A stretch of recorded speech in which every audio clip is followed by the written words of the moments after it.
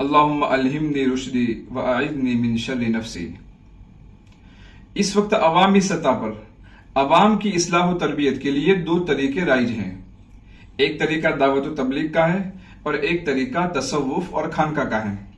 یہ دونوں طریقے بہت ہی فائدہ مند ہیں۔ دونوں طریقوں سے امت نے بہت فائدہ اٹھایا ہے۔ دونوں کام اپنی اپنی جگہ بہت ہی اہم ہیں۔ سوال یہ ہے کہ دونوں میں سے کون سا کام سنت سے زیادہ قریب ہے، کون سا طریقہ سنت سے زیادہ ملتا جلتا ہے۔ دیکھیے، سوال یہ نہیں ہے کہ کون سا کام صحیح ہے اور کون سا کام غلط ہے۔ سوال یہ ہے کہ کون سا کام سنت سے زیادہ قریب ہے۔ اس ویڈیو میں ہم اس پر بات کریں گے اور دیکھتے ہیں کہ ہمیں کیا جواب ملتا ہے۔ اس کے لیے ہم تین چیزوں میں موازنہ کریں گے۔ ایک ضروری بات سن لے کہ یہ ایک علمی بحث ہے۔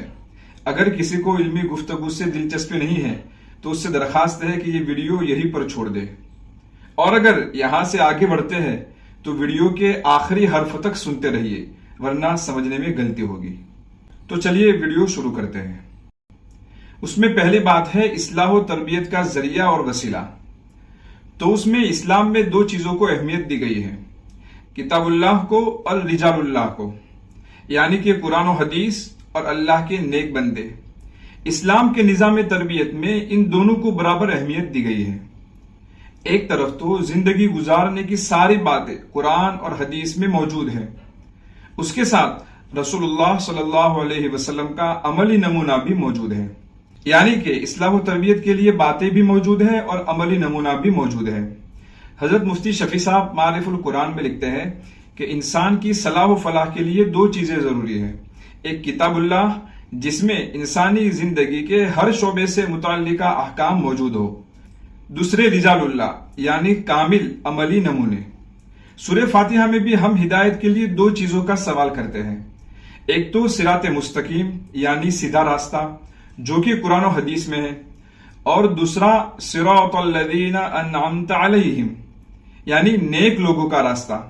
یہاں سوال یہ ہے کہ کیا نیک لوگوں کا راستہ اور سیدھا راستہ دونوں الگ الگ چیزیں ہیں، یعنی کہ سیدھا راستہ کوئی اور چیز ہے اور نیک لوگوں کا راستہ کوئی اور چیز ہے؟ نہیں، بلکہ دونوں ایک ہی چیز ہے۔ جو سیدھا راستہ ہے وہی نیک لوگوں کا راستہ ہے، اور جو نیک لوگوں کا راستہ ہے وہی سیدھا راستہ ہے۔ تو پھر کیوں دونوں کو الگ الگ بیان کیا؟ بس یہ کہہ دیتے کہ اے اللہ ہمیں سیدھے راستے پر چلا، یہ کافی ہو جاتا۔ تو اس کی وجہ یہ ہے کہ کامل ہدایت کے لیے دونوں چیزوں کی ضرورت پڑتی ہے، اس لیے ان دونوں چیزوں کو الگ الگ طور پر مانگا گیا ہے، صراط مستقیم اور نیک لوگوں کا راستہ۔ اب ہم یہ دیکھتے ہیں کہ تربیت کا یہ نظام کس میں زیادہ پایا جاتا ہے، خانقاہ میں یا دعوت و تبلیغ میں؟ دیکھیے، دعوت و تبلیغ میں بیانات اور تعلیم کا اچھا خاصا اہتمام کیا جاتا ہے، لیکن اس میں عملی نمونے پیش کرنے کا اہتمام نہیں کیا جاتا، یعنی کہ گشتوں میں، تعلیم میں اور جماعتوں میں یہ ضروری نہیں سمجھا جاتا کہ اس میں کوئی کامل عملی نمونہ موجود ہو، جبکہ خانقاہوں میں دونوں چیزوں کا اہتمام کیا جاتا ہے۔ دین کی باتیں تو ہوتی ہی ہیں، اس کے ساتھ خانقاہ میں یہ بھی ضروری ہے کہ کوئی نیک متقی بندہ موجود ہو، اس کے بغیر خانقاہ چل ہی نہیں سکتی۔ جہاں جہاں بھی خانقاہ ہوگی وہاں کوئی نیک متقی بندہ ضروری ہے۔ مجلس کے حساب سے بھی دیکھیے، دعوت و تبلیغ کی مجلس میں کتاب اصل ہوتی ہے یا پھر اصول اور نظام، اس میں شخصیت کو نہیں دیکھا جاتا، جبکہ خانقاہ میں کتاب کو نہیں دیکھا جاتا بلکہ وہاں کامل شخصیت کو دیکھا جاتا ہے، اور یہی رسول اللہ صلی اللہ علیہ وسلم کی مجلس کا نمونہ ہے۔ بہرحال اس پہلے نمبر میں خانقاہ کا نظام سنت سے زیادہ قریب ہے۔ اگر ایسا ہے تو کیا تبلیغ کو چھوڑ کر خانقاہ شروع کر دے؟ اس کا جواب آخر میں آتا ہے۔ دوسری چیز ہے محنت کا رخ۔ رسول اللہ صلی اللہ علیہ وسلم کی تربیت کا یہ انداز تھا کہ آپ لوگوں کو اپنی فکروں میں لگاتے تھے۔ آپ صلی اللہ علیہ وسلم نے صحابہ کی اس طرح تربیت فرمائی تھی اور ایسا ماحول بنایا تھا کہ سب کو اپنی فکروں میں لگا دیا تھا۔ اسی کا نتیجہ تھا کہ ہر صحابی اپنی اصلاح کی فکر میں ڈوبا ہوا تھا۔ صحابہ کی زندگی کے واقعات پڑھنے سے اس بات کا بخوبی اندازہ ہو جاتا ہے کہ وہ ہر وقت اپنے بارے میں فکر مند نظر آتے تھے۔ فضائل اعمال میں حضرت شیخ الحدیث رحمۃ اللہ علیہ کی حکایات صحابہ کے واقعات سے یہ بات اچھی طرح ظاہر ہو جاتی ہے۔ حضرت صدیق اکبر کو دیکھیے، کبھی فرماتے ہیں کاش میں کوئی درخت ہوتا جو کاٹ دیا جاتا، کبھی فرماتے کاش میں کوئی گھاس ہوتا کہ جانور اس کو کھا لیتا۔ کبھی فرماتے کاش میں کسی مومن کے بدن کا بال ہوتا۔ ایک مرتبہ ایک باغ میں تشریف لے گئے اور ایک جانور کو بیٹھا ہوا دیکھ کر ٹھنڈا سانس بھرا اور فرمایا کہ تو کس قدر لطف میں ہے، کھاتا ہے، پیتا ہے، درختوں کے سائے میں پھرتا ہے اور آخرت میں تجھ پر کوئی حساب کتاب نہیں۔ کاش ابو بکر بھی تجھ جیسا ہوتا۔ حضرت عمر فاروق رضی اللہ عنہ کو دیکھیے، حضرت عمر بسا اوقات ایک تنکا ہاتھ میں لیتے اور فرماتے کاش میں یہ تنکا ہوتا۔ کبھی فرماتے کاش میری ماں نے مجھے جنا ہی نہ ہوتا۔ خلاصہ یہ کہ صحابہ کرام کے عام حالات یہی ہے کہ وہ ہمیشہ اپنی اصلاح کی باتیں کرتے تھے۔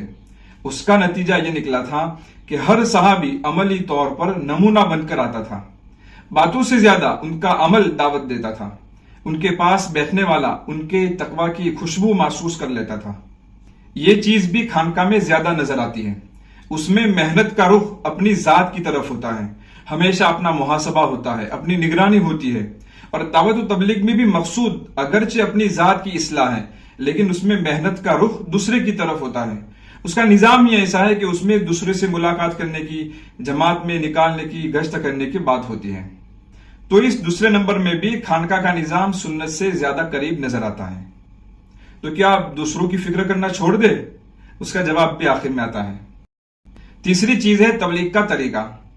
دور بسنے والے مسلمانوں کی تعلیم و تربیت کا طریقہ یہ ہوتا تھا کہ رسول اللہ صلی اللہ علیہ وسلم کی تربیت میں رہ کر جو شخص تربیت یافتہ بن جاتا اور دین کی سمجھ حاصل کر لیتا، اس کو رسول اللہ صلی اللہ علیہ وسلم دوسروں کی ہدایت کے لیے دوسرے علاقوں میں بھیجتے تھے۔ جیسے حضرت ابو موسیٰ اشعری رضی اللہ عنہ حضرت معاذ بن جبل رضی اللہ عنہ کو یمن کی طرف بھیجا تھا۔ اسی طرح رجی اور بیر مونا والا جو واقعہ پیش آیا تھا اس میں بھی آپ صلی اللہ علیہ وسلم نے صحابہ کو تعلیم و تربیت کے لیے بھیجا تھا۔ حضرت عمر رضی اللہ عنہ نے عبداللہ ابن مسعود کو کوفہ بھیجا تھا۔ وہ حضرات وہی قیام فرماتے اور اپنے قول و عمل سے لوگوں کی اصلاح و تربیت فرماتے، یعنی کہ تربیت یافتہ افراد کو بھیجا جاتا جو دوسروں کو سکھانے اور تربیت کرنے کے لیے جاتے، اور کسی ایک علاقے کے لیے مستقل بھیجا جاتا، وہاں ان کا قیام مستقل ہوتا تھا۔ اس بات میں بھی خانقاہ نظام سنت سے قریب نظر آتا ہے۔ دعوت و تبلیغ میں کیا ہوتا ہے کہ اس میں جن لوگوں کو بھیجا جاتا ہے ان کا تربیت یافتہ ہونا ضروری نہیں ہے، بلکہ اکثر تو وہ خود سیکھنے کے اور اصلاح کے محتاج ہوتے ہیں۔ نیز ان کا قیام بھی تھوڑے وقت کے لیے ہوتا ہے اور وہ بھی الگ الگ مقامات پر۔ اور خانقاہ میں یہ ہوتا ہے کہ اولیاء اللہ اپنے یہاں لوگوں کی تربیت کرتے ہیں، اور جن لوگوں کی تربیت مکمل ہو جاتی اور ان پر بھروسہ ہوتا، ایسے لوگوں کو دوسرے علاقوں میں بھیجتے۔ وہ وہاں جا کر مستقل قیام فرماتے اور لوگوں کی تعلیم اور تربیت کی فکر کرتے۔ اسی طرح یہ سلسلہ چلتا رہتا۔ عام طور پر لوگوں کو اس کا علم نہیں ہے کہ اس نہج پر خانقاہوں میں بہت بڑے پیمانے پر کام ہوا ہے۔ مولانا علی میاں ندوی رحمۃ اللہ علیہ کی کتاب تاریخ دعوت و عظمت پڑھنے سے اس کا بخوبی اندازہ ہو جائے گا۔ یہاں ایک مثال دیتا ہوں۔ تصوف میں حضرت مجدد الفیض ثانی رحمۃ اللہ علیہ کا نام بہت جانا پہچانا ہے۔ آپ کے پاس رہ کر بے شمار لوگوں نے کامل تربیت پائی۔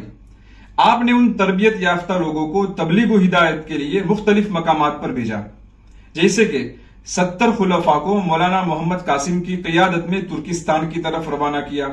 40 حضرات مولانا فرخ حسین کی امارت میں عرب، یمن، شام اور روم کی طرف بھیجے گئے۔ 10 ذمہ دار اور تربیت یافتہ حضرات مولانا محمد صادق کابلی کے ماتحت کاشغر کی طرف، اور 30 خلفاء شیخ احمد برکی کی سرداری میں توران، بدخشاں اور خراسان بھیجے گئے، اور ان حضرات کو اپنے اپنے مقامات میں بڑی کامیابی حاصل ہوئی اور بندگان خدا نے ان سے بڑا فائدہ اٹھایا۔ ہندوستان میں بھی آپ نے جا بجا اپنے خلفاء کو اصلاح و تربیت کے لیے روانہ فرمایا۔ خواجہ میر محمد نعمان کو خلافت عطا فرما کر دکن بھیجا۔ ان کی خانقاہ میں کئی سو سوار اور بے شمار پیادہ ذکر و مراقبہ کے لیے حاضر ہوتے تھے۔ شیخ بدیع الدین سہارنپوری کو خلافت عطا فرما کر پہلے سہارنپور پھر آگرہ متعین کیا۔ ان کو وہاں قبول عام حاصل ہوا، یہاں تک کہ بہت سے سلطنت کے افسران ان کی خدمت میں آنے لگے۔ لشکر کے ہزارہ آدمی مرید ہوئے۔ ہر روز اس قدر ہجوم ہوتا کہ بڑے بڑے امراء کو مشکل سے شیخ کی زیارت کی نوبت آتی۔ میر محمد نعمان کو برہانپور روانہ فرمایا اور آپ کو وہاں بڑی مقبولیت ملی اور لوگوں کی بڑی اصلاح ہوئی۔ شیخ طاہر لاہوری کو شہر لاہور کے لیے روانہ فرمایا اور ان سے اس دیار میں بڑا فیض پہنچا۔ شیخ نور محمد پٹنی کو شہر پٹنہ روانہ فرمایا، شیخ حمید بنگالی کو بنگال روانہ کیا، شیخ طاہر بدخشی کو جونپور روانہ کیا، سید محب اللہ مانک پوری کو مانک پور روانہ کیا۔ حضرت مولانا علی میاں ندوی رحمۃ اللہ علیہ لکھتے ہیں کہ ہندوستان کا کوئی شہر ایسا نہیں ہوگا جہاں آپ کے نائبین اور خلفاء اصلاح و تربیت میں مشغول نہ ہوں۔ ہندوستان کے باہر بھی بہت سے شہروں میں آپ کے خلفاء موجود تھے۔ اس طرح خانقاہوں سے اصلاح و تربیت کا کام ہوتا تھا۔ مورخین اس بات پر متفق ہے کہ ہندوستان میں مسلمانوں کی بڑی تعداد اور اسلام کی اشاعت کا صحرا خانقاہوں کے سر ہے۔ خلاصہ یہ کہ ان تین بنیادی چیزوں میں خانقاہ کا نظام سنت سے زیادہ قریب معلوم ہوتا ہے۔ اب سوال یہ ہوتا ہے کہ کیا پھر تبلیغ کو چھوڑ کر خانقاہوں کو آباد کرنا شروع کرے؟ تو اس کا جواب ہے نہیں، بلکہ اس وقت تبلیغ کا کام ہی زیادہ فائدہ مند ہے، کیونکہ ابھی امت کے پاس ایسے افراد کی کمی ہے جو خانقاہی نظام کا جال بچھا سکے۔ اس لیے اس قحط الرجال کے زمانے میں دعوت و تبلیغ کا کام زیادہ فائدہ مند اور کامیاب ہونے کی صلاحیت رکھتا ہے۔ اسی طرح بے دینی کی آگ ابھی اتنی پھیل چکی ہے کہ یہ چند افراد سے قابو میں آنے والی نہیں ہے، بلکہ اس کے لیے منظم طریقے سے زیادہ لوگوں کو کام میں لگانے کی ضرورت ہے، اور یہ صلاحیت بھی دعوت و تبلیغ میں ہے۔ اس لیے بے دینی اور جہالت کی عام فضا میں دعوت و تبلیغ کا کوئی بدل نہیں ہے، لیکن اسی پر قناعت نہیں کرنی چاہیے، آگے بڑھنے کی کوشش جاری رکھنی چاہیے۔ جہاں ایسا لگے کہ کام ترقی کرنے لگا ہے وہاں لوگوں کو آگے سبق دینا چاہیے، یعنی کہ خانقاہوں کی عمومی فضا بنانی چاہیے۔ حضرت مولانا الیاس صاحب رحمۃ اللہ علیہ کے ملفوظات میں بھی اس کی ترغیب ملتی ہے، بلکہ آپ نے میوات والوں سے یہ بھی کہا تھا کہ تم ہر 100 مکاتب کے درمیان ایک خانقاہ کھولنے کا ارادہ کرو، یعنی کہ سمجھو کہ ہر 100 گاؤں کے درمیان ایک خانقاہ ہونی چاہیے۔ اگر ہم اس پر عمل کرنا شروع کریں تو ظاہری دینداری والے علاقوں میں حقیقی دینداری آنا شروع ہو سکتی ہے۔ الحمدللہ ظاہری دینداری کا ماحول بنانے میں مدارس اور تبلیغ نے بڑا رول ادا کیا ہے۔ اب اس ظاہر کو اندر میں لے جانے کے لیے دل کے شفاخانوں کی ضرورت ہے، جہاں دل کے اسپیشلسٹ موجود ہوں اور وہ دل کی سرجری کر کے اس کو معرفت الہی اور تقوی کے نور سے منور کر دے۔ آخر میں عرض ہے کہ یہ میرے خیالات ہے، ہو سکتا ہے کہ کسی کو ان سے اختلاف ہو۔ اگر اختلاف ہے تو آپ کمنٹ میں اپنی رائے ضرور پیش کریں۔ پھر ملتے ہیں اگلی ویڈیو میں، تب تک کے لیے آپ خوش رہیے، عافیت کے ساتھ رہیے، آپ کا رمضان اچھا گزرے۔ اللہ تعالیٰ آپ کو اس رمضان میں اپنے مقبول بندوں میں شامل فرمائے، مجھے بھی اور تمام امت مسلمہ کو، آمین، اور امت مسلمہ کے تمام مشکلات کو آسان فرمائے، آمین۔